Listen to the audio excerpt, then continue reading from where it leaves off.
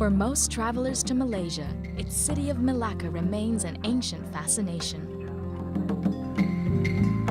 As if time froze somewhere a few hundred years ago and refused to be buried in lost recollections.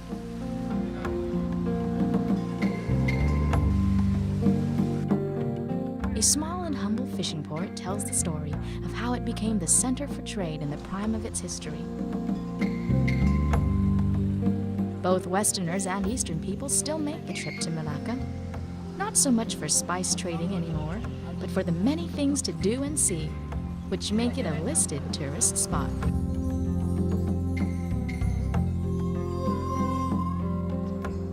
Among other discoveries within the museum-like city is the Melaka Butterfly Farm.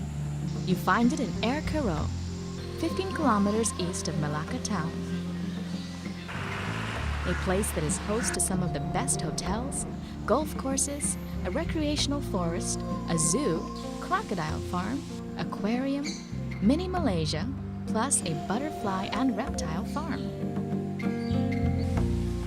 Within the butterfly farm territory, flying free yet exhibited to the rest of the world, are over 200 Malaysian butterfly species, as well as 400 insect species.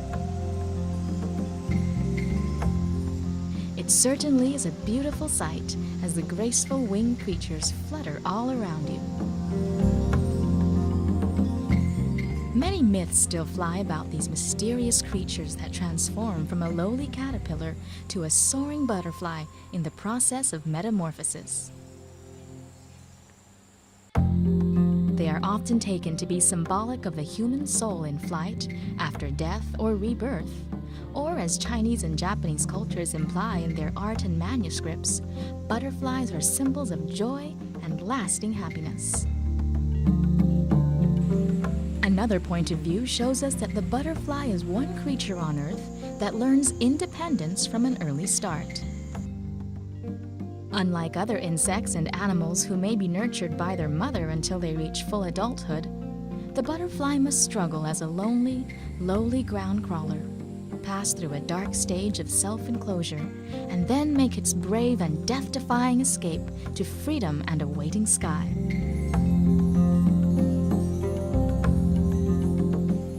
Perhaps the Dalai Lama said it best when he wrote, "The butterfly never meets its mother. It must survive independently and remains a stranger to affection. An animal nurtured by mother's milk, however, is dependent on another for its basic survival. A child who grows up in a cold and detached home environment is similar to the butterfly in that kindness is sparing. Yet, regardless of how difficult the transition for the butterfly appears to be, it shows no trace of its past once it has broken from nature's confines. Up and away it soars, past obstacles, over the wind, determined to regain its new life from a higher perspective." And the Dalai Lama must have respected their beauty and grace during the 4th lunar month in Yunnan province near Tibet, when the trees and flowers blossom, and simultaneously thousands of butterflies of different species leave their chrysalises and independently defy gravity to flutter above. Some people think that the word butterfly became so when Shakespeare rearranged the letters in the original word, flutter by. Whether this origin is true or not, the fact remains that butterflies continue to bless us with their presence.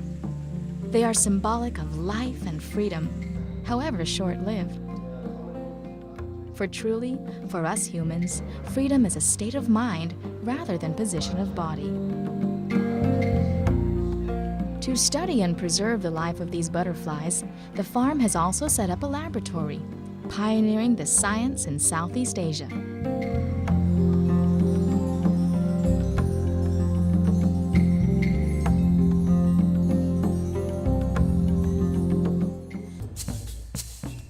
A lot less free to roam the farm like the butterflies are the other inhabitants of this enclosure.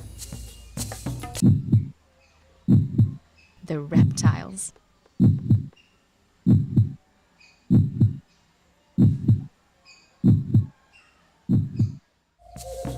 Other insect species sprawl out in this park, complementing the farm in a creepy sort of way, you'll find here exactly that: crawling spiders and scorpions. For those still interested in slimy creatures, you'll be impressed by a collection which includes the giant Burmese python and the king cobra. While you're at it, use this rare chance to visit the Melaka Crocodile Farm. Crocodiles, predators of the river, are kept safe in this 3.2-hectare park, which also provides a haven for other species of the reptile family. You'll enjoy photo sessions, feeding the reptiles, and watching the crocodile and reptile show. The largest crocodile farm in Malaysia also breeds the American alligator and hunchbacks, Siamese, African dwarf, and Indian marsh.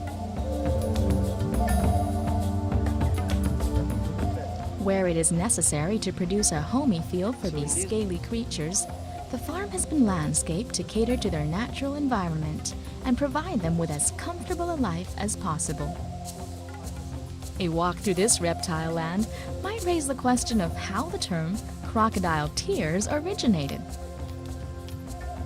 Early writers and travelers thought that crocodiles appeared to be weeping and drooling while feasting on their prey in a display of false or inappropriate emotion, then luring them into an unguarded moment.